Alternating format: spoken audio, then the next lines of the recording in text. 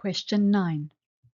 We are given a diagram showing a coil rotating in a magnetic field.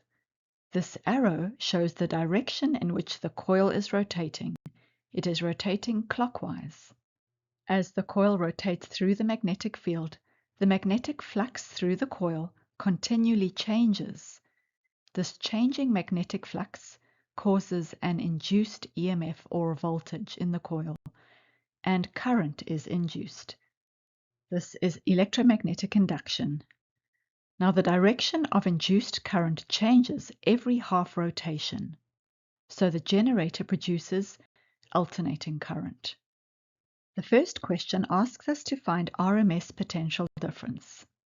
This is the alternating current voltage that has the same heating effect or the same amount of energy produced as an equivalent direct current voltage.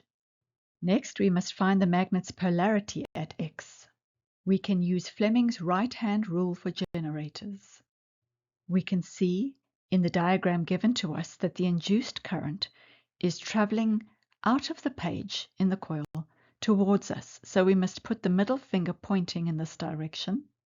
Since the left side of the coil is moving upward with the clockwise direction of the coil motion, the thumb points upwards.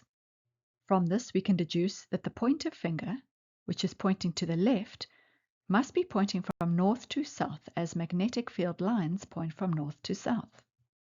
So we can draw in the magnetic field lines like this, and we can deduce that X's polarity is north. Next, we are given some data. We are told the fan's resistance is 60 ohms, the generator's maximum potential difference is 311.11 volts, and that the electricity cost is R3.33 per kilowatt hour, and that the fan is run for 1.5 hours. We must then determine how much it cost to run this fan for this length of time.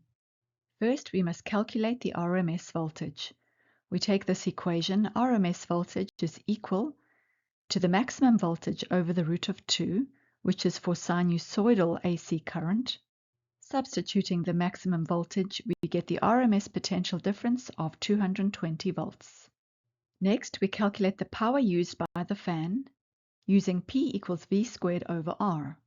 Substituting the potential difference we just calculated and the resistance, we get the power dissipated is 806.67 watts, which we can convert to kilowatts by dividing by 1000, and we get 0.80667 kilowatts. Then we need to convert this power value to an energy value, taking the power times the change in time. Substituting the power in kilowatts and the time of 1.5 hours, we get the energy used by the fan, which is 1.21 kilowatt hours.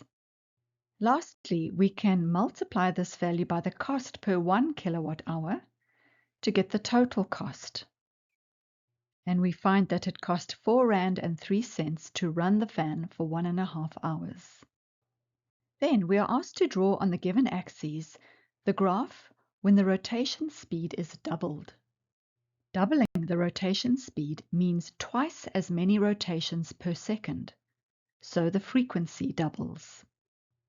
So if initially the time for one rotation was 4 seconds as shown by the graph, then twice as many rotations per second means it will take half the time for one rotation.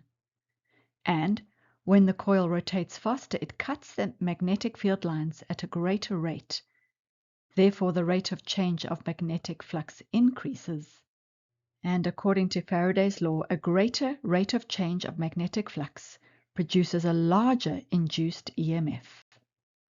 And so the amplitude of the graph increases.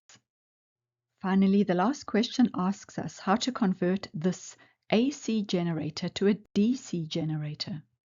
To do this, we would need to use a split ring commutator instead of slip rings.